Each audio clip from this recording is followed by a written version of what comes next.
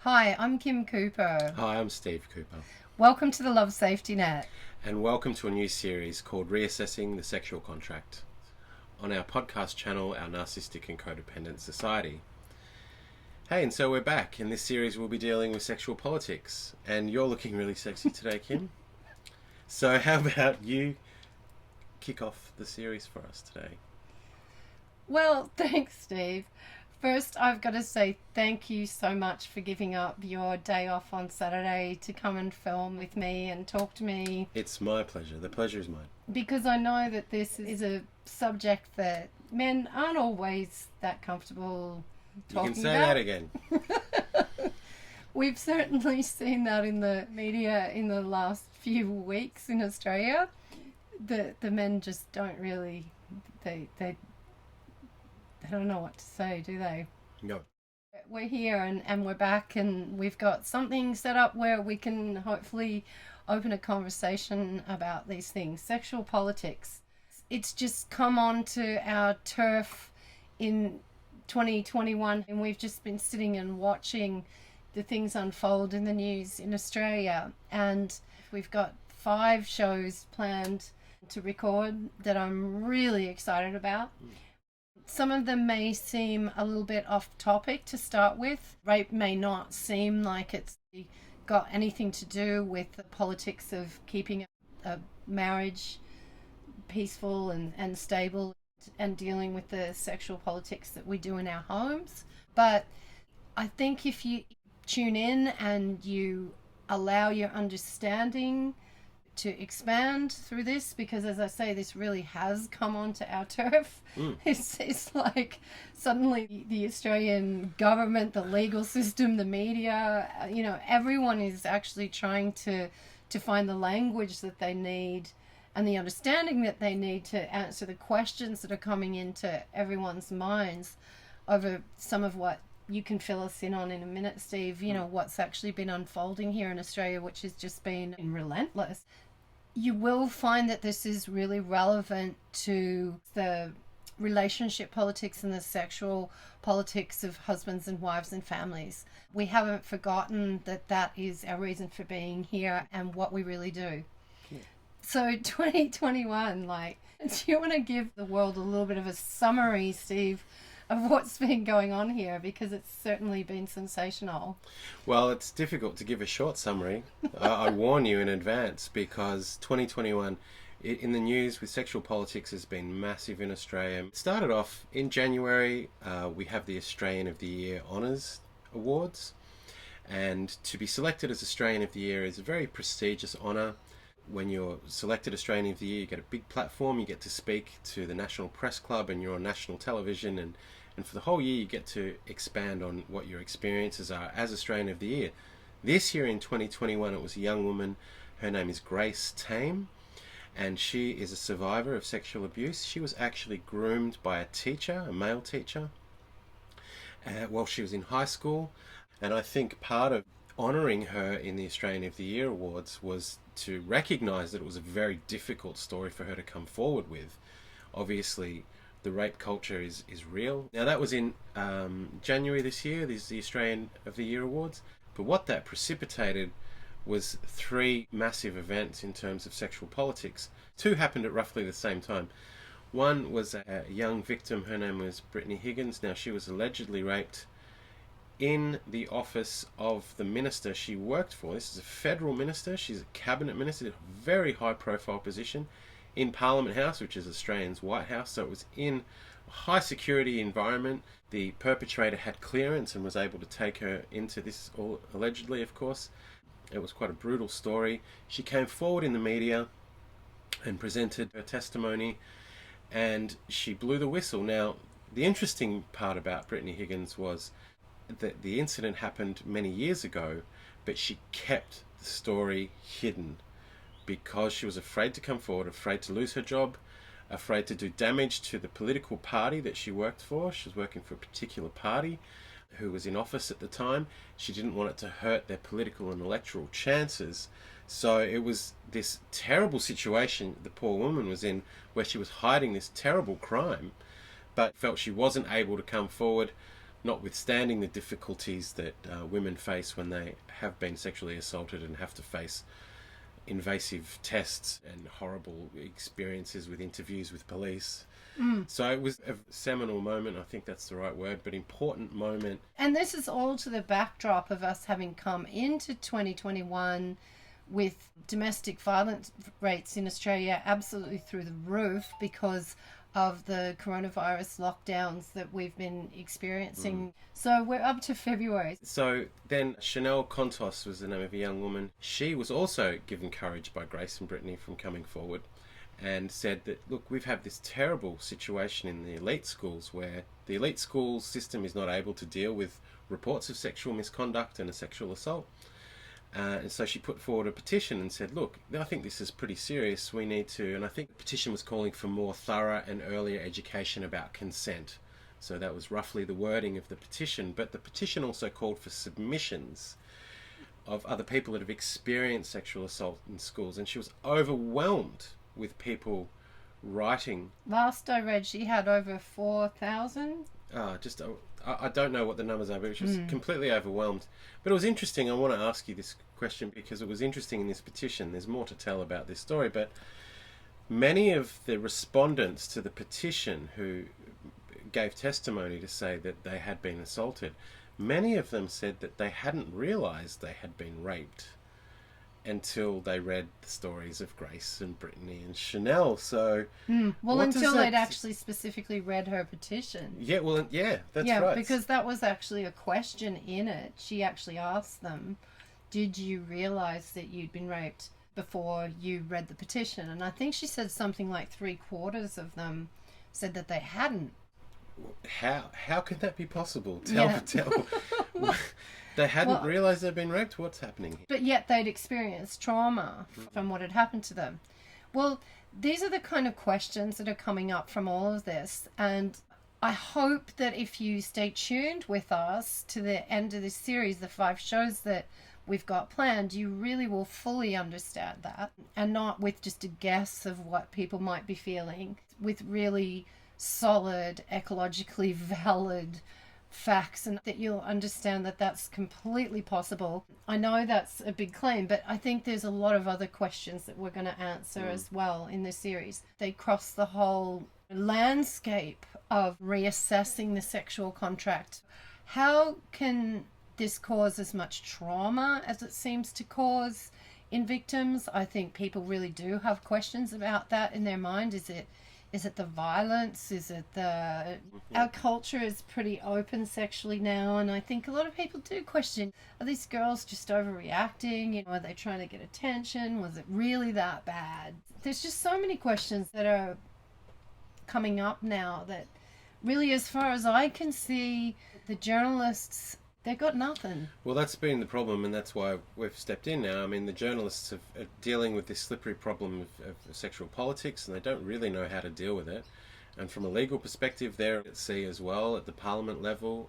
It's very difficult. And from the social media level, it's all just getting very emotional as well. Another question, a lot of these victims suffer mental illness. They have problems ongoing. So which came first? Did the mental illness come first? As a lot of, I must say, men in the Australian media are suggesting at the moment. Yes, they are. Where, you know, she was mentally ill before, and so this is all just delusional. Which came first, the mental illness or the rape? Did the rape cause the mental illness, or did the mental illness cause the person to maybe imagine they've been raped? Are psychologists putting these ideas into people's head, making them recall things that didn't really happen? We won't be able to answer all of the questions, particularly not around the suspicions of this last story you're going to tell us about, of whether it was really suicide or not. We're not pretending that we know anything about these people personally, and we really don't want to even speculate.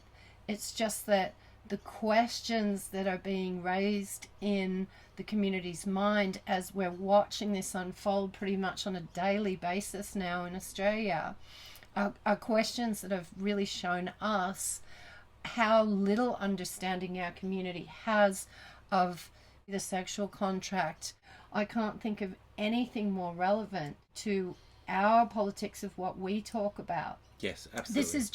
This has come into our field, and so hopefully I can really encourage people to stick with us here, because you will probably learn a lot that will help you answer these questions for yourself and not be left feeling, hey, how did that happen? How can this be? It is a rather complex situation that we're faced with at the moment, and we can't skip through it easily. So this will be a podcast series, so please stick with us.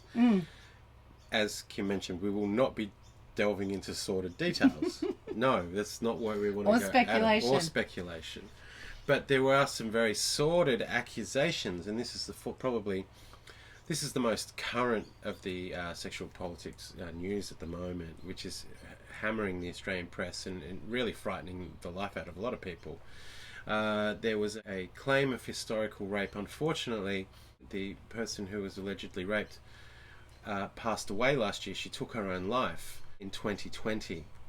Her name hasn't really been publicly set out at the moment, but her name is known. Now, she claims that a current cabinet minister was her rapist when they were both teenagers and 16 or 17 years old back in 1988. The person in question was the Attorney General, and in early March the Attorney General came out and said these accusations have been levelled at me, and he denied that accusations were true. So he came out and said that he was going to take some leave. Now, this was a very interesting situation in many ways, because he was the Attorney General. He's a very senior politician in Australia. He's in the cabinet, which is, the handful of people that virtually run the country, the executive. Well, now, normally what happens is if there's any question of sexual misconduct for somebody holding office, any kind of submissions like that would be forwarded to the Attorney General, and the Attorney General would say, okay, well then we have to follow this legal process in order to clear this person's name, presume them innocent, protect the victim, offer them the right to privacy and the right to remain silent, and everything that normally in the legal process would happen. But unfortunately, the person in question was the Attorney General. And he came out and denied it, but that's... And the allegations have come from a woman who is now dead. Who's now passed away. So it opened up a bit of a can of worms in terms of what would happen from criminal prosecution or things like that. And there really was a seeming link between the alleged rape and her suicide, because she had come forward. She was a very intelligent young woman, and she made diary entries and she made reports. She told friends and people in her network what had happened, and she made specific accounts of everything that had happened so that over time things wouldn't get messy. And she was very fastidious like that and made some amazing representations in document form. Now, she went to the police and said, okay, I'd like to make a statement. That was at the beginning of last year, which was when COVID was starting to happen, and then people weren't travelling and police officers weren't able to travel into state to take statements, and there was some problem with jurisdiction across states, and all sorts of problems happened like that. And the short version was she made a statement, she provided some documents, but then withdrew the complaint after many months of no action being taken. And then the following day she took her own life, sadly. So that development meant that there was very little chance of admissible evidence providing enough basis for a prosecution or for an investigation. And it's also obviously thrown a shadow of doubt over whether it truly was suicide or not. And some people had came out and said something along those lines as well. So it was a real mess. Even an ex-Prime Minister. An ex-Prime Minister said that as well, said perhaps it wasn't suicide, which was very sensational at the time. So the absence of any due process raised a whole bunch of questions in everyone's mind. And because now the Attorney General and the Prime Minister have said, well, there's no case, it's just like business as usual. So, no, we don't need an inquiry. And have left this terrible vacuum where it's led to horrible speculation, people are at each other's throats, and it's opened up these questions of what's the sexual contract? What are we dealing with here? We've got problems with big institutions like schools and parliament and police forces not being able to deal with complaints about sexual assault. And what are we going to do? How are we going to fix this? What is the way forward? How do we get a deeper understanding of all of this? Why do we have this grey area around rape? So We're going to get right into that. But first, should we just outline a little bit about the new series, Reassessing the Sexual Contract? What did it used to be? Why does it need to be readdressed? Well, I guess before the sexual revolution, there was an understanding across cultures that sex before marriage was not permitted. Mm-hmm. That was the only way to engage in a sexual relationship was to get married. Marriage really was and remains a sexual contract. When you sign that contract, you really are saying that you're going to be faithful to that person. I mean, maybe those vows are changed with some people now, but I think that's how people understand it. I think that's the universal understanding of marriage. Yeah, that it's just a monogamous relationship and that we're entering into something where we're having this exclusive relationship with each other. So if we're going to look at the sexual contract, if we compare it to the contract for buying a car or something. Let's go with the car analogy. These days, and I mean, I'm think this is a good thing that it's not sort of so absolutely cut and dry. No sex before marriage. Don't even think about it until you sign the contract. I think most people expect that they're going to get to try before they buy these days. Wouldn't you say, Steve? Try before you buy. Why not? That's reasonable, I think. What do you think? What about from your perspective? Try before you buy is all right? Well, No, yeah. Okay. Again, this is the grey area, isn't it? And what about when two people are agreeing consensually to have sex, but they're also agreeing that there is no contract, that there's no commitment? And then we've got pay to play with prostitutes and brothels and whatnot. Well, that's a different contract again. None of which often look at where pay to play and Tinder, consensual, no commitment sex leaves spouses whose partners are cheating on them, and they think that they've got a contract that both have agreed to, but they're actually being cheated breaking on. Another contract. But what this gets down to, if we want to start dealing with the grey rape zone, is this idea that there's a lot of men out there. I mean, there's even sites out there where men teach other men how to basically trick women into having sex with them. And again, comparing it to buying a car. If you go into the car yard and you pretend that you want to buy a car and you take it for a joyride instead and maybe do some damage to the car. Well, great analogy. Yeah.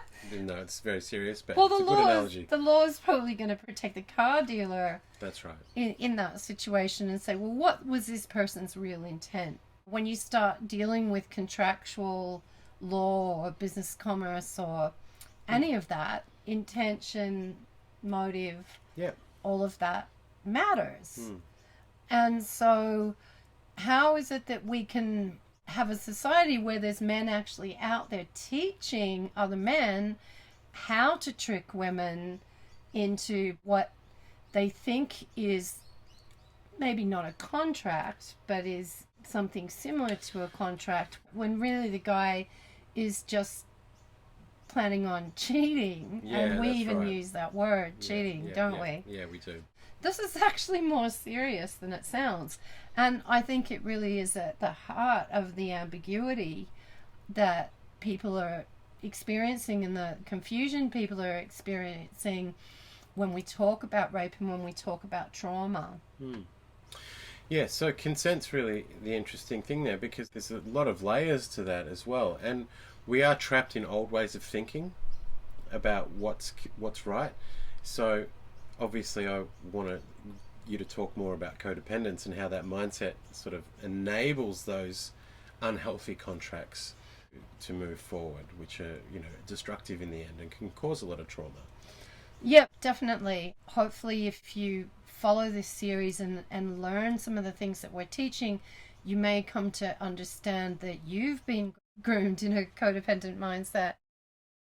We'll be talking more about that in a show that we've got coming up down the line, Dangerous Parental Grooming, how rape culture raises children.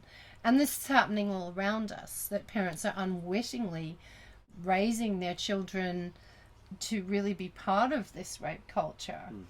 The thing is with somebody who's groomed as a codependent is sexual exploitation is only going to be one part of the exploitation that they're probably going to experience through their life. They're probably also going to be emotionally exploited. They're probably going to be financially exploited. They're probably going to end up suffering exploitation on just about every level.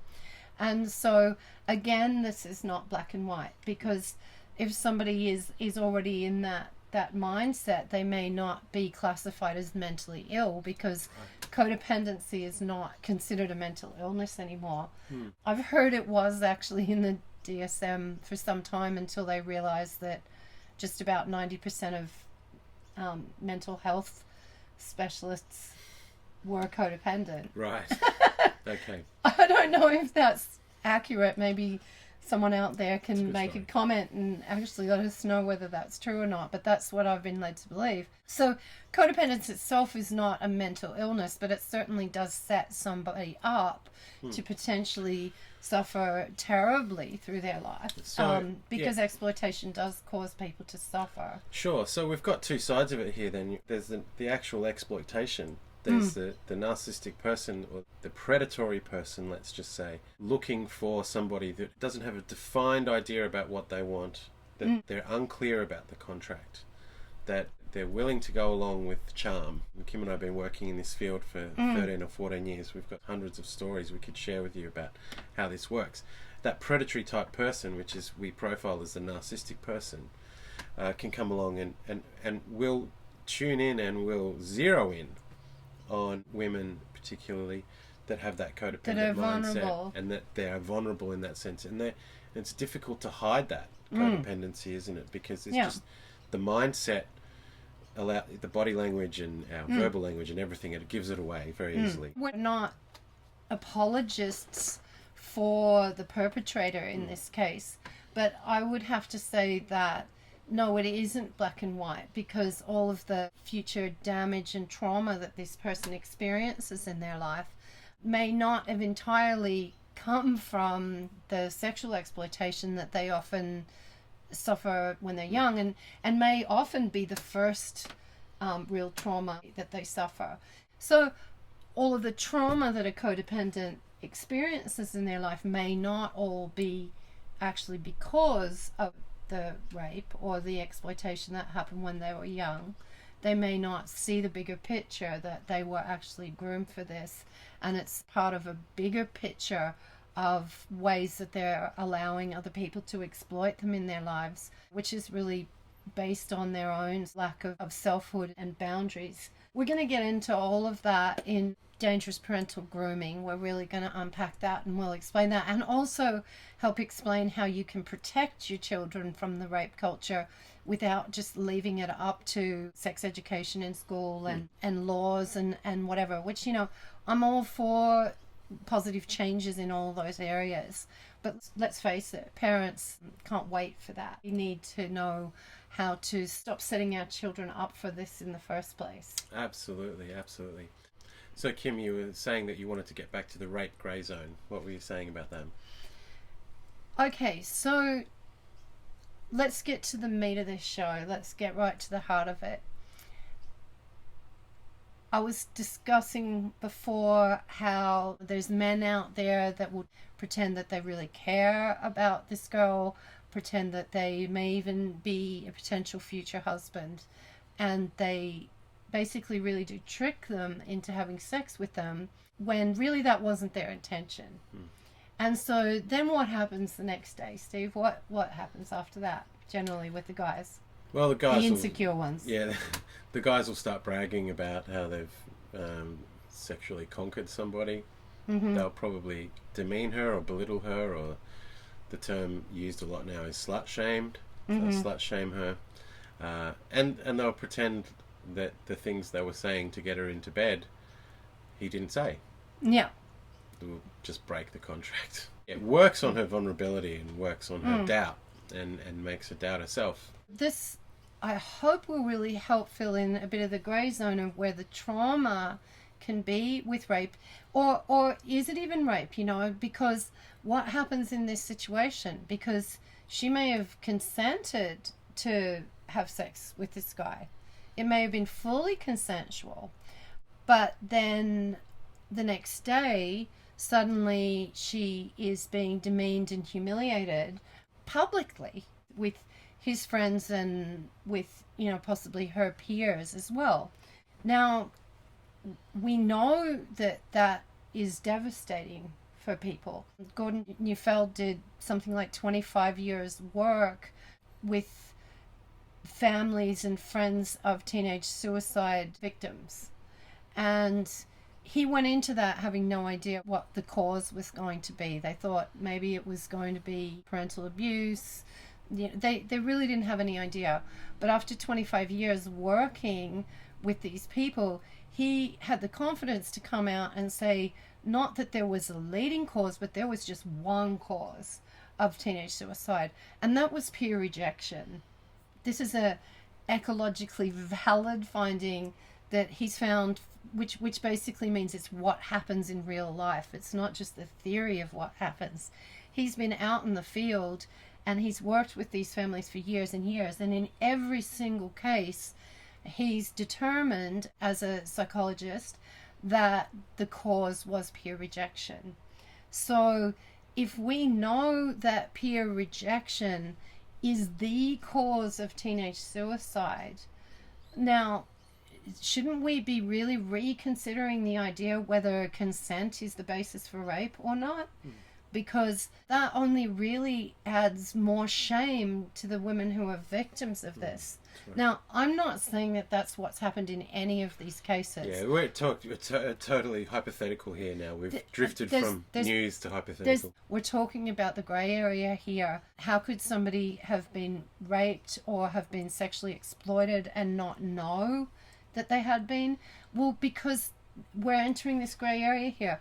Because the way that the system is now, the way that we're discussing it now, it's like, if she consented to it, well, it was all fine. Well, sorry, but it's not all fine, because we have plenty of validated science to show us that peer rejection is really one of the most severe forms of trauma that people can experience when they're teenagers. And in the olden days, they called them CADs, I think, didn't they? Men. CAD. Now they don't even have bad words for guys who do this to girls. Yeah, they just call him a player now, and it's sort of like... Yeah, and it's kind of like he's a legend. Well, if we're actually serious about addressing the rape culture, and if we're actually serious about addressing the epidemic of teenage suicide that is now certainly facing Australia, and I think is a worldwide problem, this needs to be addressed. Because for a girl, I can't really think of anything worse than to be getting that intimate with a guy who you really believe cares about you, who you really believe may even be somebody who's going to care about you for your whole life, who's somebody that you are really looking to become peers with at the very least, that you're expecting and hoping to be welcomed into his peer group and his family, then to the next day or within the next few days or weeks or whatever, have it unfold to you that no, he's actually humiliated you in front of all of those people. And apparently that's okay because you consented to it. Yeah, right.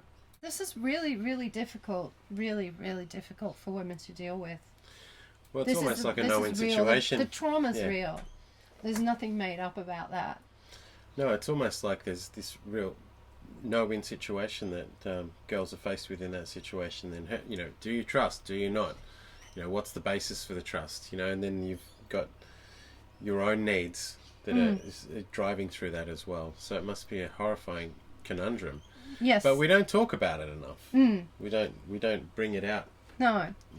And I mean, we're to the stage where people are even questioning whether the marriage contract has any validity, or is it just something that's antiquated. So in our next show, The Kingdom of Bastards, we're really going to unpack why that marriage contract does still matter to women and children in particular, but really to our whole society. But to end today's show, Steve, I'd really just like to offer our audience this. What I'm most distressed about in the whole confused conversation that's been going on in the Australian media in the last few months, that's really had everybody rubbernecking and not really having a lot to offer the conversation. I've been most distressed by the fact that victims or potential victims are just being given so little real practical advice. Right. They're being told, speak up, use your voice, speak out. That's great. I'm all for speaking out. But it's really difficult for victims to speak out when our system just over and over doesn't actually really know how to deal with it when people do speak out. And the problem doesn't get solved. So people are only going to speak out if they are really confident that when they do speak out, something logical and intelligent and with some kind of positive resolution is going to become the outcome of that. And I don't think that that's what's going on at the moment. So I'd like to offer something on the other side to fill a little bit of that gap of just some really positive, practical advice for women to protect yourself from this real trauma, this real danger of this real trauma that you can experience from being humiliated and rejected and exploited sexually. It might sound a little bit old-fashioned, but here it goes. If you're interested in a guy that you think may be a long-term romantic partner, well, I would suggest that you see if he's going to introduce you to his friends and treat you as an equal, introduce you to his family and treat you as an equal before you have sex with him. That's a really good piece of advice, Kim. Because that's one way that you're going to be on much firmer ground if he does turn around and end up that he's just a cad. Yeah, well, it gives you a lot of leverage if you've met the family and friends first, right? Because then you've got a connection with them. Yeah. Don't be in a romantic idea in your head, and it's really where people go often when they first fall in love, and particularly when they're young. You have all of these ideas of what's going to happen. Oh, he's going to introduce me to his family. Oh, he's going to introduce me to his friends. Oh, I'm going to be in his circle of peers. Well, I know a lot of women who've been married to men for 20 or 30 years who still are not treated like a peer in their homes. And so I think this is something that you really should be looking for first if you want to really be more certain about the contract that you're entering into. That's extremely good practical advice, Kim. So today's show is called The Rape Grey Zone. Is rape simply about consent? Our next shows coming up in this series are called Kingdom of Bastards, Why the Marriage Contract Matters to Women, Children and the World. The next show is called Dangerous Parental Grooming, How Rape Culture Raises Children. The show after that is called Domestic Self-Defense. That's the wax-on, wax-off principle of domestic self-defense that we'll talk you through. The last show is called Conducting a Sexual Relationship That Improves Over Time, Reassessing the Benefits of Monogamy for Men. So I hope you'll all stay tuned, and we'll see you next time at the Love Safety Net. Thanks for joining us, and don't forget to comment and subscribe. Bye. Bye.